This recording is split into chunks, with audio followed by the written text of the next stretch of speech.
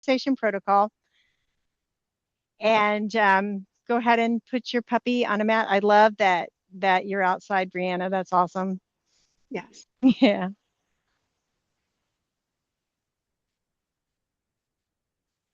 Pick up, pick up, buddy, bud.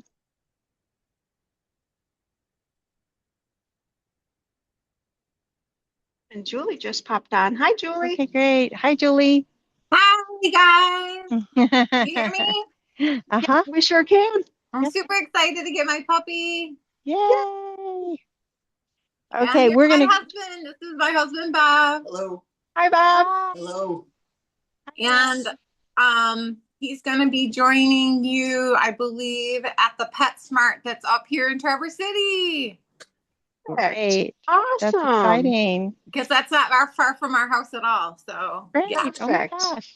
Okay, I don't mean to interrupt Wonderful. your meeting. Sorry. Okay. Oh, No, no, you're that's fine. fine. We were just getting started. So I'm going to Okay. go ahead and Okay. mute everybody. Okay. Okay. So go ahead and either sit or down your puppy. Also down. Oh boy. Aw. All right. Sit for 5 seconds. And remember, this is not a mark. This is just a reward. And treat your puppy. And sit for 10 seconds. Or down, whatever they're doing. And treat your puppy. And you're going to walk in place. And treat your puppy. And you're going to clap softly 4 times. And treat your puppy. And you're going to bend down and touch your toes. And I'll try to do it without grunting this time. And treat your puppy.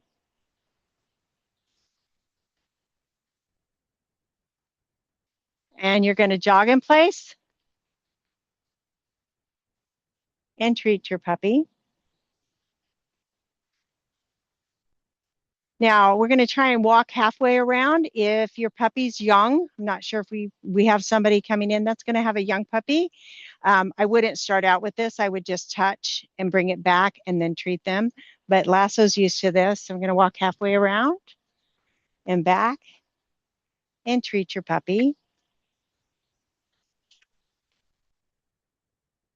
And you're going to yell over your shoulder or say it loudly. Just a minute, as if you were answering the door. Just a minute, and treat your puppy. You're going to bring both arms over your head and yay, yay, or yahoo, and treat your puppy. This time you're going to walk all the way around your puppy.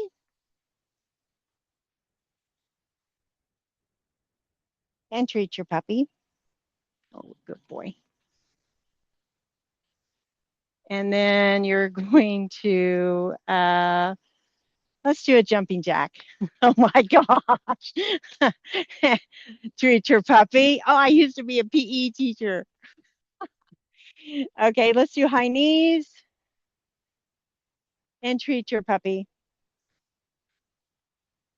And sit or down for 10 seconds.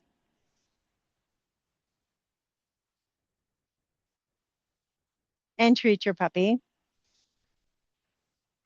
And for 5 seconds. And treat your puppy. And this is the end of the exercise. So I'm going to say, yes, okay, good boy. And you can give them a jackpot. What a great job. Good boy. Just going to make sure you can see me while we do this. Okay, we're going to go ahead with I Spy next. And both of these exercises are things that really help your puppy with impulse control, also connect with you. I would do these every day. You don't have to spend 20 minutes doing it, even if it's just 2 minutes with the relaxation protocol and 2 minutes with I Spy. The idea is we're going to be touching with our right hand, our puppy. If they accept it, then that is a mark and reward. If they pull back, just know that area, wherever you touched, is an area that needs some work. So just try not to reward for that pull back, okay? Or the bitey stuff that baby puppies do. All right, so I'm going to get down with lasso. And I'm going to I spy your puppy's chest. Using your right hand, you're going to touch the chest. Yes. And mark and reward with that same hand. I spy your puppy's back. Yes.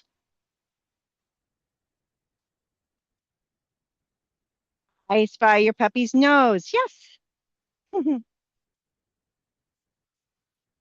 I spy your puppy's ear. Yes.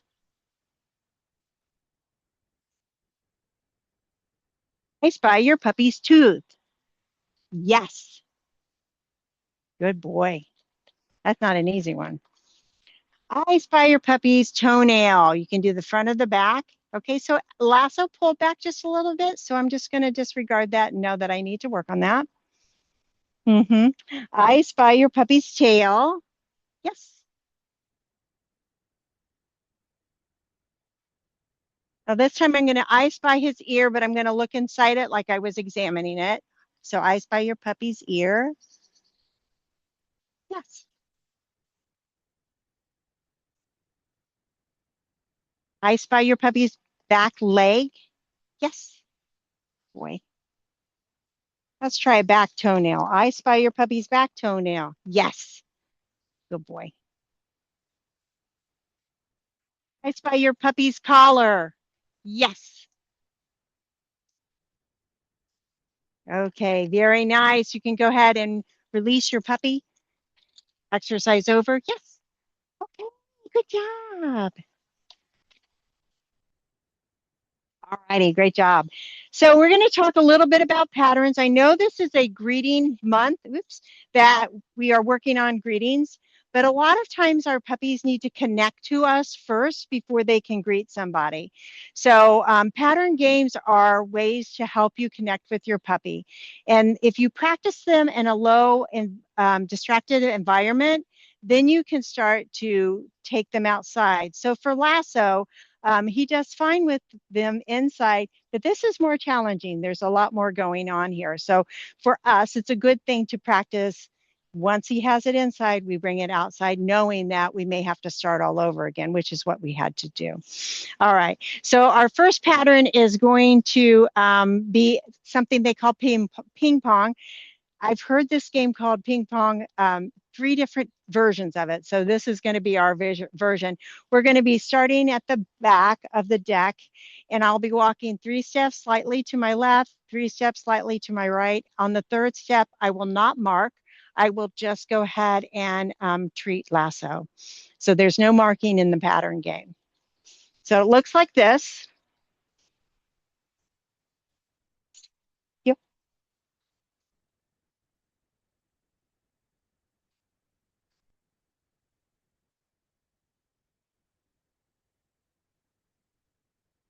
Good job, buddy. Okay, so if you can set up with your puppy and get ready, we're going to do it together. And we're going to do this 3 separate times. Come here, buddy.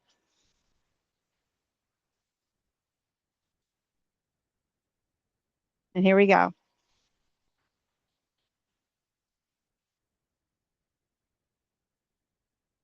And I'm going to tilt him over that way a little bit much in front of me, which he tends to do.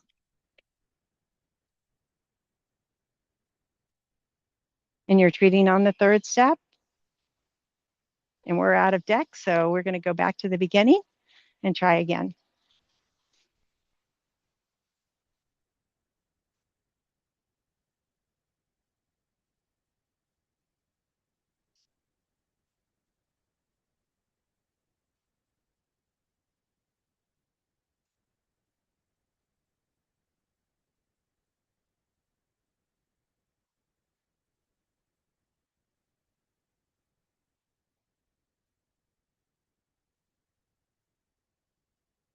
And we're going to do, is that the 2nd time? One more time?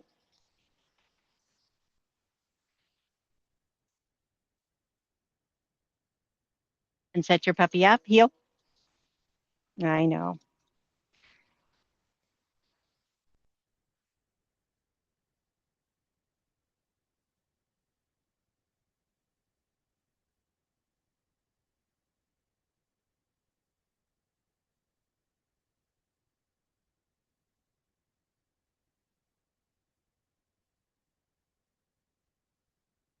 All right.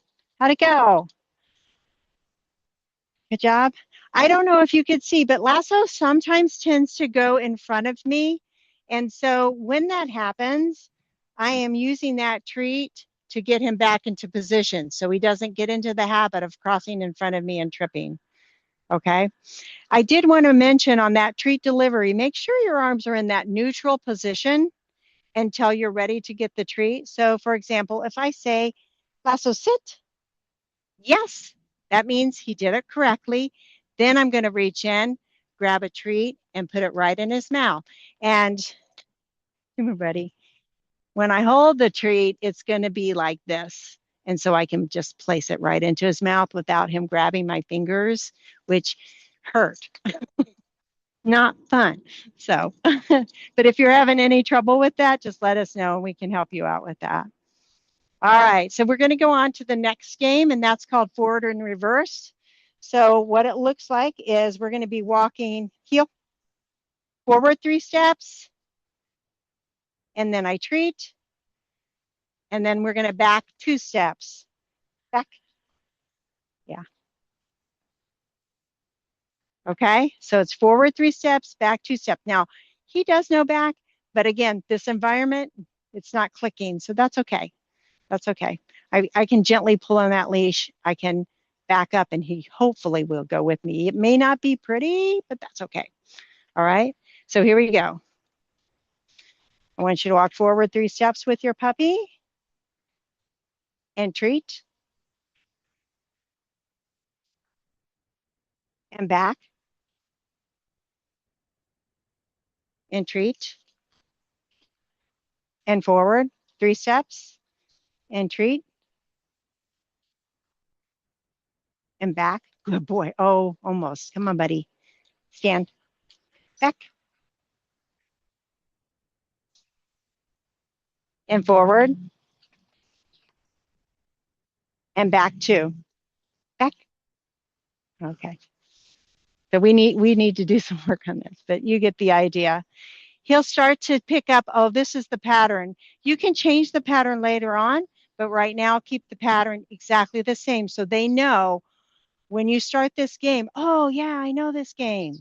It'll click and they'll start to connect to you. So for example, I had a puppy that was highly distracted when we would go places. And so there was a game that I would do with her while she was still in the car and then do another one when we got out of the car. So she needed support in the car and right after she jumped out. So these pattern games are great. They're from Leslie McDivitt and Controlled Unleash. So if you have some time to check that out, it's pretty interesting. The final game we're going to do is a circle. And circle helps your puppy get engaged with you. So on this game, we're just going to try and keep them going in a circle. Let's see if we can go 3 times. I don't think you need to see it. You right? Y'all get what I'm talking about, right? Okay, so we're going to go. I will use kissy sounds to get his attention if I need it. I will use treats when I have to, but again, there's no marking. So Lasso heel. Good boy. Good job. Good boy. Good job. Yeah, there you go. Oops, I almost marked. Come on. Very nice. Good job. All right. And on that note, I'm going to let my puppy go inside. Andrea, I think we're ready for the bowl games. Do we have any questions before I do that? Are we good? Hey, I have a question. So I Sure. have not worked with Willow on back at all. I was able to get her to do it a little bit today by like holding a treat in front of her nose and backing her up. Is there a better way to teach that, or is that something that we should be working on like outside of this game? Okay, so you know your color cues that we do? That is a great one where you're just working on that back. So you're going to go, come here, buddy. Apply the pressure. Yes. Apply the pressure. Yes. And I can move him. Yes. And now I'm going to apply the pressure. Yes. He took a step back. Okay. Yes. So they can kind of help with that. And I think Andrea is already in the yard, so she may not be able to comment on this, but that's what I do is I just use the collar cues on that. Again, collar cues are just light pressure. It's not something you're going to yank them backwards, but the second they take that step, mark it, and Hey, eventually, Pam, yeah, yes, I know I'm like a ghost from the dark. This is Cindy Bednera. Cindy. Some things, yeah. Who isn't teaching college right this minute? All Um, right. some things you can do, especially if you have a really young puppy and you want to start teaching them to go backwards early, is you set up a very narrow alleyway so they don't have the ability to turn around. So, like, use some chairs or some coolers or some boxes. We did that when we were training therapy dogs as well. And that helped to break any option for them to turn around. So they pick up on that backup cue much quicker because they don't have the ability to turn around and revert back going forward. Good point. Thank you, Cindy. I appreciate your input on that. That's an excellent idea. Okay. All right. I'm going to put my little puppy in, and then Andrea, can you hear me okay? Andrea.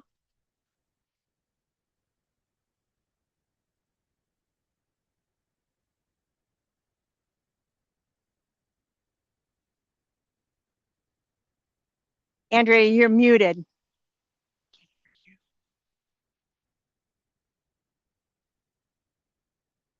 So while she's doing that, just a couple of things. So Andrea doesn't have a lot of space in her house. So she has taken this outside. Unfortunately, she has a computer in one room and then she's out with the other one. So she just unmuted herself. So being outside is such a great thing once your puppy gets familiar with whatever it is you're working on at the time.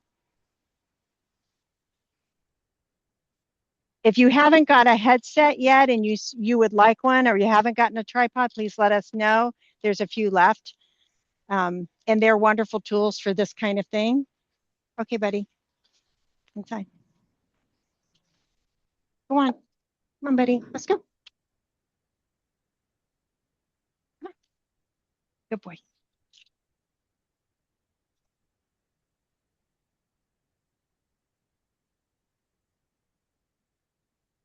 You're muted. Can't hear you. Andrea, if you can hear me, I can explain the game if you want to go ahead and just show them.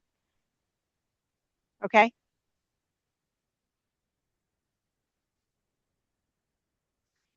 So this is a game where you use two bowls. You place the bowls fairly close together. One is on the right and one is on the left. And what she's going to do is put a piece of kibble in the first one, and then she's going to put a piece of kibble in the other bowl. And so the dog begins to see the pattern of back and forth, back and forth, back and forth. Now she's a little bit challenged because she has an extra puppy there. So that makes it a little bit more challenging. But once the puppy understands the pattern, then you can move the bowls out a little bit further. If they start to make a mistake, then bring them back together and make sure they understand the pattern first before you separate them a little bit more. Eventually, they'll get fairly far apart. We have a pool and we had a bowl on one side and a bowl on the other one, and the other puppy was going all the way around the deck. So they do understand it, but take it slow. The other thing is that when the puppy gets super tired, then it's time to stop the game. If they make mistake after mistake, stop the game. This should only last about 2 minutes when you're training them. She has added a cone, it looks like. So the hope is for the puppy, as they get better at this, to go around the cone. Again, if they are successful going back and forth and you haven't changed anything, and all of a sudden they miss the cone, they're exhausted, they're tired. It's a very tiring game. And so you stop. These are different ideas for lots of good reasons. For my Razors in Indy, we talked about pattern games because it was too hot to walk our dogs. So pattern games is a great activity. You can do it anywhere in the house. And it helps their brain. It really exhausts them, which, you know, we want them thinking, right? So that is good. Let me see if she's doing anything else. Okay. All right. I'm going to have to ask Andrea, can you head on back in and oh, she's still working. So if you happen to have your bowls, if you happen to have them, we can go ahead and start that right now. So Pam, is the goal pretty much just that they're going back and forth and like grabbing the kibble out of each bowl as you place it in? Correct. And so with FLDs, we may have to tweak it a little bit. For my dog, they're not going to go to a bowl unless I release them with okay, right? And that is okay to do. We talked about it a couple of years ago with Leader Dog, and it's okay to say okay if you need to. If you can phase that out, great. But you know, you don't want to mess with it too much. But yeah, if they can do that, that's great. So go ahead and put a kibble in one, and as soon as your dog eats it and looks up at you, put it in the other. And you're going to go just back and forth. Good. That looks good. Yeah, I'm going to have you stand up, Audrey. Yeah. And just stand in the middle of the bowls. Do you just have one bowl? You have two? Okay, they're too far apart. Yeah, there you go. Okay, so go ahead and drop a kibble in the opposite bowl.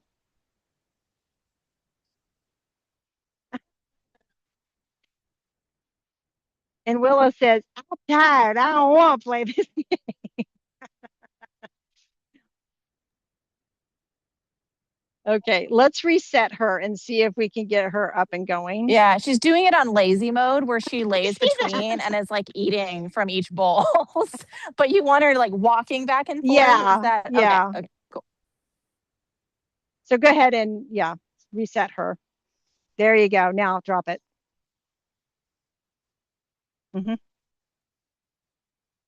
Okay, can everybody hear me now? Yes. So I don't know if you could hear me, Andrea, but No, I Go ahead. lost all of it. So- okay. So I explained the game. They're trying it right now. Okay, perfect. Yeah, it was a little confusing having Dakota even on the tether because her tether was too long. And Good. she still could reach the bowl, so Yeah. I tried to adjust. That's okay. Multi-dog household can be challenging at times. Yes. Well, the other Good. thing too is my headphone connects to my computer and my phone. So when I tried to Okay. unmute, it wasn't working. So now Good. my headphone doesn't work at all. So I'm just strictly on my computer. I gotcha. She So- got a couple of rounds in there, Audrey. That's great. And you can expand on that. Yep, So again, this basically is what I about- did ahead. to make it harder was I started putting the cones out so they knew they had to stay that arc. I haven't really played this game with Sky. She's my new Leader Dog mom. We've been working on other things, so we haven't really practiced this game. So this is only the second time her and I have done it. So she likes to cheat and go around behind me. So I always try to be like against a wall when I start. That way they can't cheat and go behind you. The other way that they're going to cheat is you saw her go in front of the cones. So when they go in front of the cones, that's to let you know that like when they cut between me and the cones. So she Oh, okay. I was like, wait. I saw you like, what? No, yeah, they're supposed to be on the outside of the cones, but she was a couple times she cut inside. So what I kind of do is I just try to reset her and I kind of lure her a little bit. The whole point of the game is no instructions. And you're dropping the kibble into the bowls. And of course, I was trying to throw some treats over to Dakota to keep her out of the way, but it wasn't working because Sky, of course, was going after it, going, hey, this is great. I get more. But you can add more items in. I have Dakota where I can have her do it. And she goes through different surfaces. So she has to walk on them. Not only does she have the cones, but she's got, you know, a platform that she's got to step on. I have PVC little rectangle things that stand up that they walk through that's kind of like a ladder. I have mine where I can have them individually or set up as a ladder. So I'll take just one little section and make a little square so she's got to walk through it to get to the other thing. But the cool thing is you expand the game, you can make it bigger and put more and more stuff in there for your dog to sit there and work on. Not only are they getting their treats at the same time too, but it's also expending their energy and they have to use, you know, their brain to kind of think and make good choices and everything. So, you can be as creative as you want with it. You can do them in a circle, however you want to do it. Hey, enough. They're gonna decide to play now rough in the house. So it's just be creative with it. If you notice that your dog is having a hard time with the two bowls, you know, closer together, spread them apart a little bit. You can spread the bowls apart as far as you want, but just make sure that your dog's staying on that perimeter of the guideline that you want. If the dog isn't understanding what you want them to do, dial it back. Take a couple steps out of it. So that way they're kind of figuring it out because you're not to give any verbal cues. Some dogs at the very beginning, you do have to tell them it's okay to take the kibble out of the bowl because they're like, oh, you just dropped it in there. I can't have it. So it's okay the first couple times to let them know that, yes, it's okay. And then once they figure out the game, they're like, oh, cool, this is great. I don't have to wait for that cue. If your dog gets distracted, kind of like Sky did with Dakota outside, you can just wait a second and then just pick a bowl and drop a kibble into it. They're going to go to it as soon as they're sticking their head in. You're dropping the kibble in the other bowl to make sure that they're going for that kibble. Any questions or anything on that?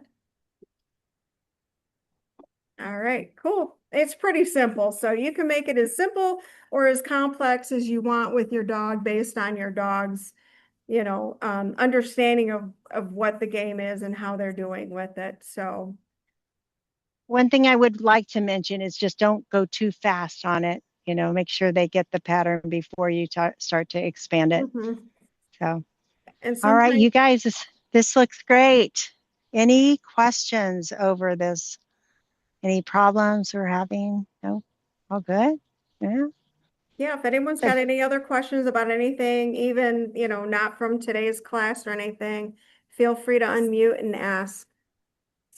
Not necessarily a question. I think the thing that I've seen Willow struggle with, I know Pam, you saw this when we did our like in-person meetup last time, is stairs. She goes back and forth, even with our stairs that she's done every day of her life since she first came home. Like this Okay. week, she started being afraid of them again. So I took her, we have a library down the street and there are like a few stairs in front. So I worked on that, but it takes like a lot of coaxing to get her to do Okay. stairs. And it's just funny because she'll go through phases where it's like she goes up and down ours, no problem. Her kennel's upstairs. So she goes upstairs to like eat and everything. But then there'll be a day or a few days in a row where like I'll be upstairs and I'll hear her like whining at the bottom of the stairs because she's afraid to try them. So it just goes back and Okay. forth. Yeah. Okay. That's good to know. Audrey, thanks for filling me in. So with the strategies we've used, I think now it's probably a good time for us to get Kim involved in that. So I will send out an email with her for her and we'll see what she has to say. Another question on that for you, Audrey. Is it only when you're not around? No, it seems to Okay. be regardless. Like I'll be like, okay, I'll be at the top and like trying to like cheer her on, like, let's go, let's go. And Mhm. it's like she really wants to, but then she just like starts like whining and crying, like she's just so afraid. Sometimes if I like go down with her and I'll like try to get her to come with me, it works. But it's just she gets to the point where she'll reach as far up as she can with her front paws, but she is very afraid to let her back paws leave the like main level. Going down them is fine. She's not afraid of going downstairs. It's just going up them that gets scary for some reason. Yeah, that is odd. Mhm. But you know, they go through It, different stages in life. And it could be just, you know, hey, I'm not feeling these right now. And I want to be up there with you, but I just can't do it. So, is it real quick? Is it a dark hallway, Audrey? Is it dark? A little bit. We do have a light at the top of the stairs that I'll turn on. And Okay. it doesn't seem to help because one of our other dogs, he's older and he seems to like the light a lot.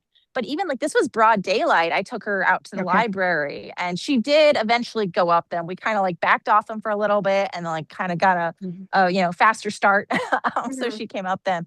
But Okay. even in daylight, it still is like, and it'll alternate. So we have like half a staircase and then a landing and then the half goes the other direction. And like Okay. for a while, it was the first half that was scary. And then recently she would do the first half, but not the second half. So Okay. she's always been a little quirky about it, where she's always Hmm. like, sorry, there's like a motorcycle or something. She's always liked to be between me and the wall. So even though that's the right side, I still let her, I always let her go down on that side. But she's always been like, stairs have always weirded her out a little bit. And we don't have carpeted stairs. We have just like hard stairs. So they are more slippery than like Yeah. typical stairs might be, which probably doesn't help. So I do think at some point she like slipped on them. But that was, she'd already been kind of afraid and then she slipped. And I think it's just like, they feel that might be. unpredictable to her. Yeah. Okay, yeah, so that Yeah. might be part of the problem too, Yeah. is she remembers that, so she's got a negative association. Um, when she does go up them, make a monster big deal about it. Give her treats, give her love, give her pats, just to let her know that, hey, that was a big accomplishment, because it is for her. So make an even bigger deal about it than you would anything else. Even if you know you're going upstairs, maybe take a special treat for her as well and give that to her as a jackpot as well. So that might also help build that confidence with her with that, to get rid of that negative association. So she might be having that little bit of negative association, but I do agree we should have Kim get involved in this too. Mhm. That way we can work on that. So it's not Okay. a huge problem when she goes back. So, because she should be going back soon. October. Yeah. Oh, Yeah. October? Okay, so yeah, we got some time. Has she been in heat yet, Audrey? No? Okay. Okay. Okay. No. And anytime she does something new and like lately, she's actually been a lot likes to chew on things a lot more lately than she did. Like for a while, it was like, oh cool, it's just socks. Like that's the only thing. And like recently she's just been getting into everything. So every time she does something different, I'm like, oh, is it about to be that time? And nothing yet. So Okay, yeah, that might Okay. be her way of letting you know that, hey, I know it's coming. I feel different. yeah, I So, am wondering if she kind of okay, feels a little yeah, different. she might I'll be get getting that. to that. Yeah. I'll get the email out and be in touch with you as soon as I hear back. Okay. Thank you. Thanks for letting us know. Mm-hmm. Yeah, it seemed like she was doing a lot better. I'm a little surprised, but glad to know.